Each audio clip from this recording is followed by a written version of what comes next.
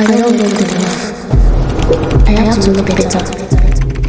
I'm loved. I'm beautiful. I feel so lost. Why is this so hard? Why can't I be better? Are you tired of feeling stuck and ready to glow in every area of your life? If yes, then let's make 2025 your year together with God at the center actually. So I'm gonna be talking about the 4 different areas of your life that you can actually grow up in: physical, spiritual, mental, and emotional. But first, what exactly does it mean to glow up? So glowing up means a personal transformation and improvement. And 2025 is best year to start because you don't want to bring all that baggage, all that thing that you are dealing with in 2024 into year 2025, which is going to interrupt your glowing up era. And to be that girl, glowing up is not just about the looks, but rather about your spiritual life, your emotional life, your physical life, and your mental health. And by the end of this video, you're going to live with practical steps that are going to help you improve your life and be that girl. Do you ever feel like your mind won't stop racing so hard, leaving you drained and unable to focus? You are not alone. Overthinking and overanalyzing is something many of us struggle with, especially when life gets overwhelming. I remember a time when I had a lot of things to do in school, and my brain was everywhere trying not to make one suffer for the other. Juggling all these things were things that were not actually easy for me because how on earth am I supposed to do a lot of things? But I was the one that put myself there in the first place. I was the one that started the period challenge. I was the one that started put myself in an organization in school, a student body in school. I was the one that said, oh, I want to go to school. Isn't it? I have every right to complain, but I also have every right to own up to my responsibilities. But the thing is that as much as I'm trying to do a lot of things in school, I was also trying not to make one suffer because I was spending much time in classes and in meetings than I was with my personal self. So by the time I get back to my hostel at night, I'm actually very tired. So I don't have enough time for my Bible study, except when I wake up very, very early in the morning to do before the day starts. The problem is we are trying to do a lot of things with limited time, even for ourselves. So as a result of that, we end up having a mental breakdown. I'm going to provide you practical steps on how you can actually prevent yourself from having mental burnout and glow mentally. So first of all, you need to journal your thoughts so as to be able to declutter your mind. You can spend about 10 to 15 minutes a day to journal your thoughts. This will help to clear your mind. This will help you to prevent thinking about unnecessary things. This is one thing I like about journaling. When you journal, you feel free at the end of the day. You need peace so you can glow, so you can radiate. Yes, I want you to review what you have journaled. This will help you to see things that you're constantly worrying about. Why am I mentally not okay? Write it down, look at the things that is making you to be constantly worried. Say for example, you've been worried about your exams and stuff like that. Is it because you were trying to get to a particular CGPA, or you just want to be better than your previous self in the last semester? Then focus on how you can address this worries. And then when you're journaling, no filter. That is, do not sugarcoat it. Write whatever comes to your mind. Your sentences doesn't have to be well constructed, as long as you can understand what you've written down. Put it like that. It's like a free association technique where people just randomly say whatever comes to their mind. But in this case, you are writing it down. This is exactly for those with lack of clarity. There's a particular Bible verse that says, commit to the Lord all that you do and He will establish your plan. And for those that are having mental burnout, create a time for yourself. Have a quiet time where it will just be only you and you alone. This is where you sit down and then you think and then you introspect and then you probably read a few books that will help you to calm your mind. If you're overthinking and you're the type that you know that your mind wanders a lot, you have to practice mindfulness and meditation. You have to keep telling yourself that, okay, be where your feet is at. If you are here, let your mind be here. I personally believe that using these particular steps and tips will actually help you to have a mental glow up because you are no longer overthinking. If addressing this worry entails, living in a particular environment, then do it. If this particular worries entails you being around some friends or stop going to a particular social media page, then stop it. Your mental health is what actually matters. Have you ever felt stuck in your spiritual journey? Maybe you feel like God is distant from your life. Maybe you feel like you're not doing things that you used to do in the spiritual ways. I've been there as well. There were times I longed for the attention of the Holy Spirit. There were times I feel like, have I done anything wrong to have made God distance himself from me. So this is what I usually do. I used to sit myself down, think and analyze things I've done recently that probably have led to God distancing himself from me, or maybe things I've said. Even if I was unable to bring up something for my behavior or anything that might have caused the distance of God, I still ask for forgiveness of God regardless and say, God, please, I long for your presence, please come to me. Because the Bible says, ask and it shall be given to you, so why not? Ask for his presence. The problem actually is we get so busy with life that we forget to do things that are actually meant to consistently lead us to God. And even when we decide to finally have time for God, we get so tired that we don't have the enough energy to pay attention to God. And then we sleep only to wake up and get busy again, not leaving enough room for God. But I'm happy to tell you that even when we feel that God is distant from us, he has never left us. The only thing we have to do is to just go and meet him, say, God, I can't feel you.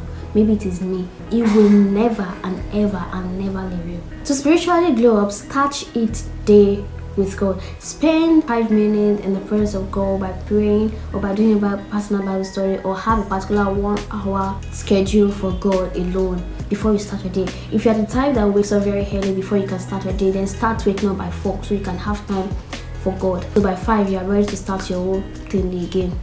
Read each chapter per day. This is what I do. I read each chapter per day to continuously remind me of the things that I'm meant to know. Because let me be honest, we are all human beings. We listen to things, we hear things, and sometimes we forget. So we have to constantly keep reading our Bible every day to remind us of God. You also have to attend faith-based community where they share things about God, people's testimonies. Attending faith-based communities not only on Sundays but during the week as well.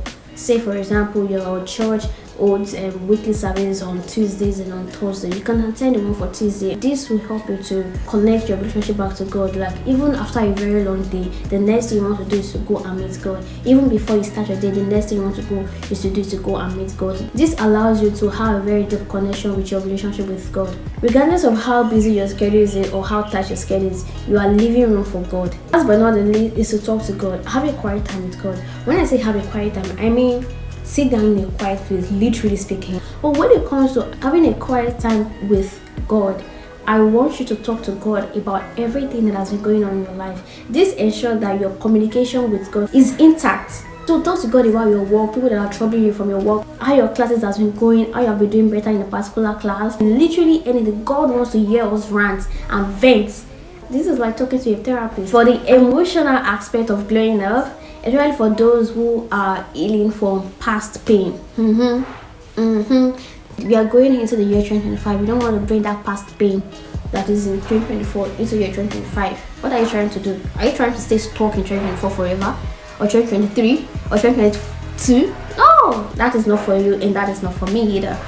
Holding on to past pain is what is going to have you stuck in the past and prevent you from moving forward. And to glow up in year 2025, you have to let go of things that has hurt you in year 2024 or the previous year, which is year 2023 or 2022. Let me tell you a story. I used to hold on to a particular pain from disappointment, I think earlier this year, but I didn't know I was holding on to it. Actually, the pain came, I dealt with it, I was disappointed, I felt bad, but unconsciously, I didn't know that I was still holding on to it until I saw myself unable to move forward to do something. Because of this particular experience and this particular thing I was already used to, even though this thing caused me pain, I was unable to move forward with trying new things with other people. Holding on to past pain, especially unconsciously, is your brain's way of protecting you from getting hurt again. This is one thing that is not really good about this particular thing. Instead of protecting us, sometimes it is not allowing us to move forward to embrace life. I don't know what your pain is. Maybe somebody broke your heart, maybe you lost something. It's not easy to move on from pain. Yes, I'm not going to say you have to just glow up in a blink of an eye. If you do all this stage, you will move on and then you will emotionally glow up. No. But here is how I have learned to process and analyze my emotions. Forgive yourself and to forgive others. It's easier said than done. To move on, I'm telling you, you need to forgive yourself for the mistakes you've done, for the errors you've done, for the fact that you've allowed people to trample upon you. Forgive yourself for not learning how to say no. While you're in the process of forgiving yourself, I want you to review what has happened, see where you've gone wrong, forgive yourself, and then forgive the people that hurt you. If you do not forgive people that have hurt you, there is no way on earth you're gonna move on, because you'll be stuck with that pain. If you keep seeing these people, you are hating them. It's not even for their sake. Actually, you are less concerned about them. But it's for your sake, for your own sake, and because of God. Ask God to help you deal with the pain. Please and please, I want you to ask God to help you get over this pain. I know that time is all you need to get over something, but I can assure you, and I believe in God's word, that ask and it shall be given. If you ask God to take your pain away, I believe God will take it away faster than time would. And remind yourself why you need to let go of pain. So take a pen and a paper and start writing down the reason you want to move on. I want peace. I want to embrace life. I want to enjoy life. I'm tired. I don't want to feel this pain. And then start tackling it with solutions. How can I do this? What can I do to get better? So remind yourself why the pain needs to stay in year 2024 and why you have to embrace what year 2025 has to offer you. You want to experience love. You want to experience enjoyment. You want to experience happiness. You want to experience comfort without pain. So let what is in the past stay in the past, and let's look ahead of what year 2025 has to offer us. There were times that I used to compare myself to other people because I feel like, oh, this person is taller than me, I want this person's height. I don't think this is a very good thing, no, because if you compare yourself with other people, you suffer from low self-esteem and lack of confidence. And I felt like I was not good enough. Comparing your body image to others usually comes from unrealistic beauty standard, where you have to look a certain way, which is crazy. I mean, why do you have to look a certain way before you can say, oh, you are physically okay? So here are the practical tips to glowing up physically. Set realistic goal for fitness. Start a self-care routine and focus on wellness. A self-care routine you can have with basic skincare stuff. I don't really do skincare, but you can wash your face before you go to bed. You can apply moisturizer, things to keep your body warm and comfortable. And you can start your exercising. Yes, I don't really exercise. I don't even exercise. I don't. But I think earlier this year I did it once. I went to the gym once. But now I'm thinking of actually starting up for 2025 because before I can start anything, when it comes to exercising, I see all the beauty, the aesthetic around it. I'm like, before I can actually do something, I need to see a valuable reason in it for me to do it. Why exactly should I exercise? And I see like exercising is not just about losing weight or adding weight or anything. It's for wellness and fitness actually. I get tired easily. I can also get makeup stuff. See me, I'm applying the makeup gloss. So these are things that also helps you, enhance your features. And then nourish your body with healthy food. You can't tell me you want to physically glow and be consuming different things that are not actually making sense.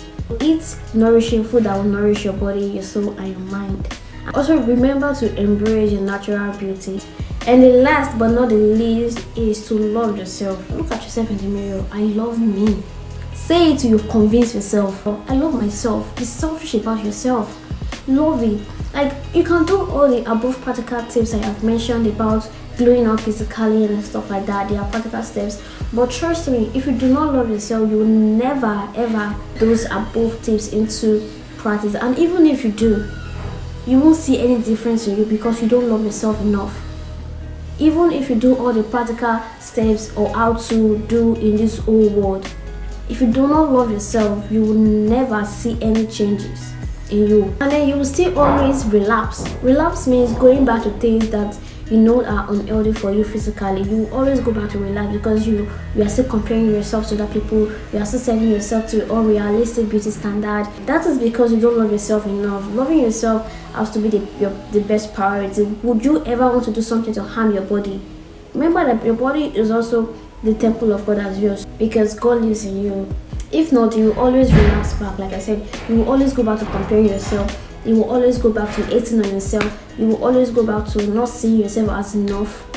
I love myself. I love me. That is why I don't compare myself with other people. Even when nobody tells you or compliment you, because of how you look, I'm going to tell you, you are beautiful. No matter how tall or how short you are, your height is wonderful. You are wonderfully and beautifully created by God. God is the Almighty. You people, imagine being created by the Almighty. You are perfect. So my dear, keep in mind that glowing up is a journey, not a destination. We all want to transform our life in the blink of an eye, but let me tell you, if you are looking for a fast way to glow up, this is not it. Glowing up is a journey. It's a journey that you have to commit to. It's a journey that you have to continue doing mentally, physically, spiritually, emotionally. Take one step at a time and trust that Jesus is with you all the way through. If this video spoke to you, let me know in the comment section what areas of your life do you want to glow up in. And don't forget to subscribe for more content like this. Bye! Hello there, my name is Fakwade Amotola. I'm a storyteller. My name is Amotola. I'm a writer. My name is Amotola. I'm a content creator. My name is Amotola. I'm a future psychologist. Make sure you stay tuned and subscribe.